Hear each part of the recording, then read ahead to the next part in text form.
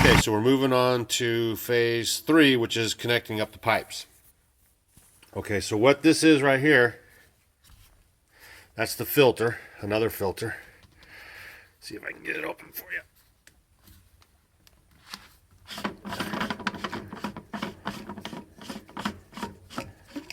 So see, that's going to collect any sediment, and then you take that screen off and you just clean it out.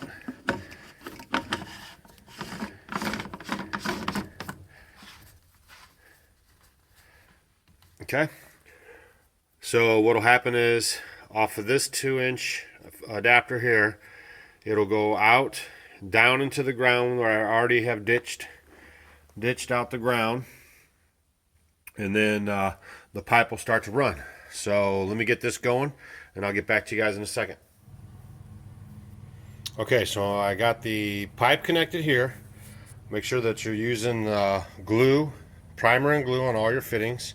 This one screws in. If I ever have to cut this, I just screw it in. It'd be an easy fix. There's the filter I showed you a second ago, ball valve, tank. Okay, so then it's connected down there with an elbow, and then it'll go out, and we're going to go outside and start connecting the outside. So I think it's going to be kind of hard for you to see, but here's my pipe. There's my first turn. That goes on into underneath there. I'm about 3 feet down, and just gonna run along that ditch. I'm really not sure how to connect it and move along, so I'm just putting a shovel there, and then I'm gonna try to connect the two pieces and drop them in there as I push them tight together and figure it out. This first line right here, this line will go to a hydrant that's going to be in the ground right there, and right around there where you see that T-post, that's going to be our outside kitchen, and then we're going to put the greenhouse on this side by the blackberries, so we'll have water to this whole area, and the outside shower will be there too. And then this will continue on down to there to that house, and there'll be another outside fire hydrant, and then this line runs down behind the back of the house and around the side and up to the kitchen. So as I get this done, I'll keep you guys informed on what's going on, and you'll be able to see how we're going to get water to the cabin. All right, I know everything's kind of in pieces, but this is how you're going to get it today because I'm on the move, and I'm just sharing with you as kind of like I go along. Okay, this is the Iowa pump that we're going to be putting in, and down at the bottom of these pumps, in case you never knew, there's a weep hole right there. See it right there? So what happens is when you open the handle, it closes the weep hole.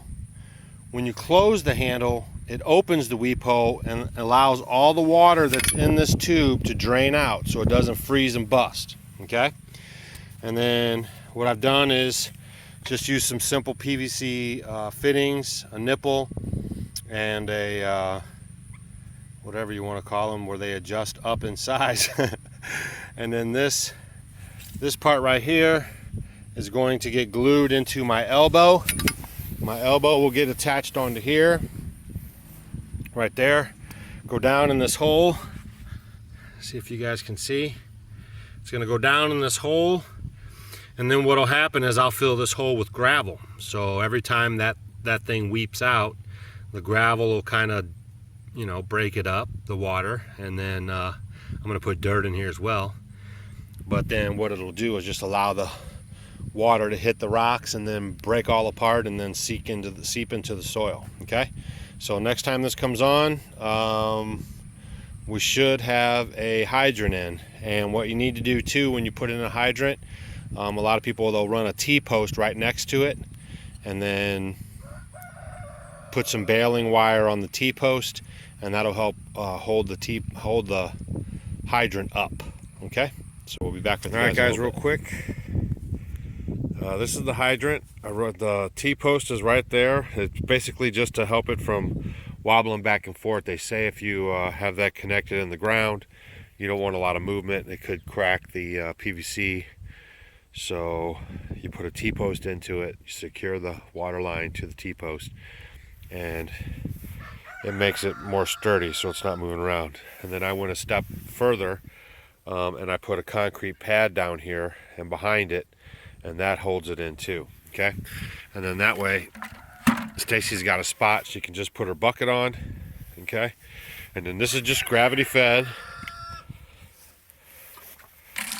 As you can see,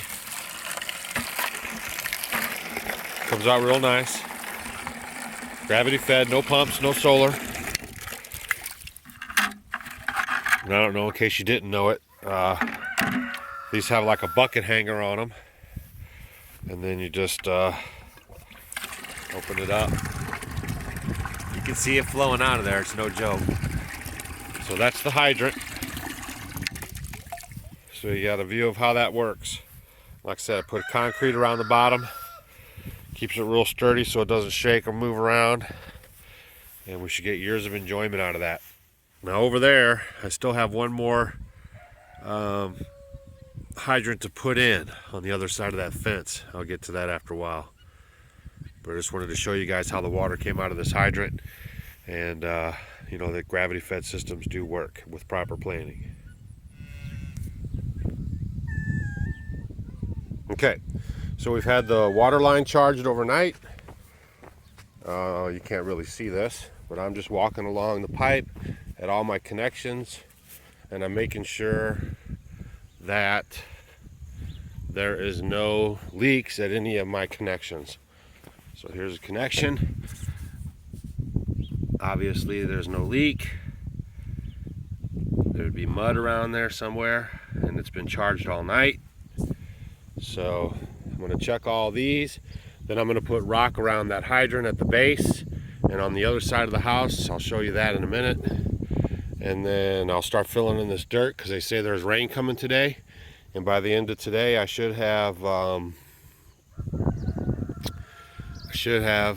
water hooked up to the house. All right, so I'll see if I can get this for you. The water line comes here, about 14 feet away from the house because I had to leave room for the deck. I didn't want to have to worry about the pipe. Comes down here. That's the downspout from the cabin. I made sure the water was not running into there and running over there, so I put that extender on there. Then it comes to here, okay? And I didn't show you this before I put it back together. All right, this is a cap, and we'll see if we can't get this off.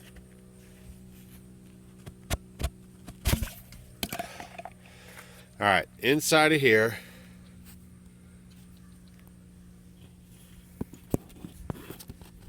you can see a valve, okay? Now that valve, I've filled this whole area up with rock underneath here, right? All this area here is all rock. And I put that valve in, okay? That is the lowest point in the entire system. So if I ever need to turn off the tank and then drain the lines for any reason, that's why I put this in right here, okay? So I open that up, all the water will get sucked out of the entire system, all the piping, all the way to this point. And then, you know, you just put a cap on it. I'm gonna cut it down closer to the ground, and then this is gonna be our landscaping area. So this will have a bunch of rock in it anyway, so it'll be fine. All right.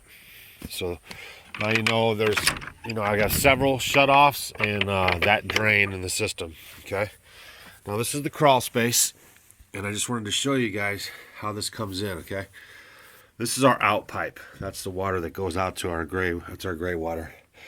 Okay, so you run your 2-inch pipe as long as you can. I mean, the longer you can have the biggest pipe, the better off you are. Okay, so I did manage to get it through the sleeve that I had previously installed when we did the foundation, even though it was, not the correct size, but I did get it through there. All right.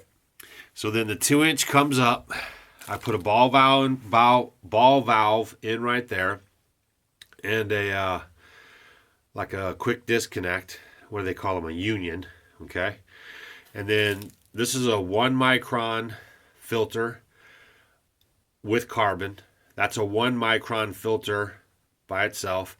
And then that's a 5 micron filter. So we have a 3-stage filter system underneath the house that we use to help clean the water even more. Okay. And then it goes down there to this another union, and then into a T, and then this pipe over here I have a ball valve on, and that'll go up to the tub because the tub goes over there. You can barely see it. And then this comes up and then goes right to the kitchen sink. Okay, so the next time I show you a video, it'll be with the water coming out of the kitchen sink, and our setup we had to come together to make that happen, to get the water out of the kitchen sink. Because, it's definitely a learning process. I'm not a plumber. I'm not a carpenter, but I play one on YouTube. All right, guys. Homestead homies. The ones who are sticking with us to the end, checking out our videos, watching us install gravity-fed rainwater collection. In our previous videos, you saw that I had a very nice shiny chrome Delta faucet there. But thanks to our government and its regulations, it didn't work with my gravity-fed system because they assume that everybody lives in compliance and conformity with the system. So I had to take that faucet off, and then I had to come up with something that would work. So I have this here, and you'll probably see in future videos I'll have it painted because I'm going to paint it so it looks a little more uniform. Stace, come turn on the water. So you guys are about to watch our maiden voyage of gravity-fed water. And then, as you saw earlier in this video, we have it filtered 1 micron to 5 micron with a carbon filter. And all the other stuff that we did to get it to this point, and you're about to see how the water flows out. So go ahead, my lovely assistant. My heart is racing. I'm so excited. Oh, come on. Think it'll work? I think it'll work. Come on.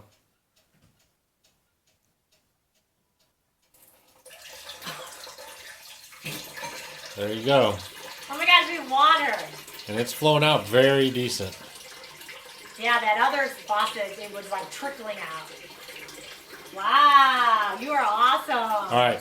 Now this is gravity-fed water, no pumps, just pressure from a couple of 100 feet away and barely a 7-foot fall. And there you go.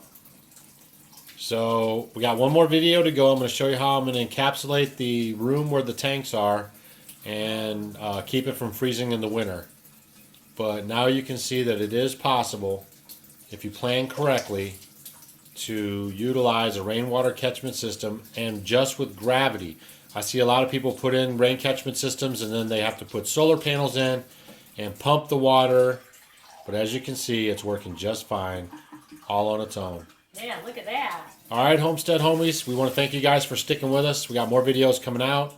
If you got any questions, leave them below in the comments section. And I'm a happy girl. You have no idea. It's been over 4 years with no water, and now look at this. I don't know what I'm going to do. Right, so thanks to all the Homestead homies, too, who helped make this you. possible.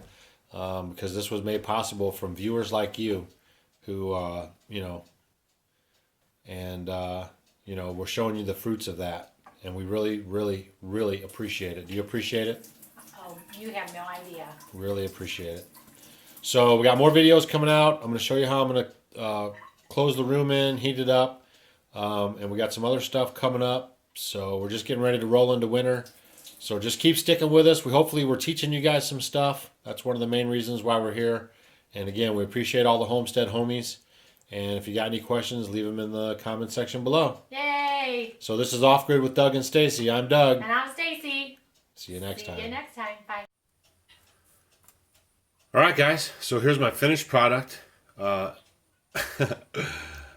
funny is that it's inspired by Casey Neistat. Whenever he gets something and he doesn't appreciate it, he whips out the spray paint and makes it happen.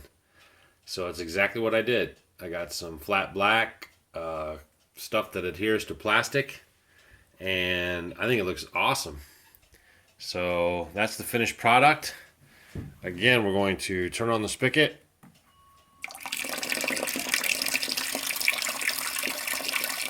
Gravity fed, no pumps, works awesome.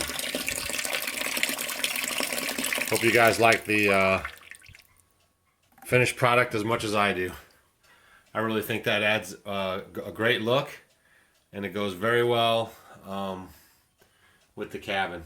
All right, cool. Thanks for watching, guys. New videos are being posted soon, and thanks for hanging in there and and coming back and watching our videos. We appreciate it a lot. Thanks.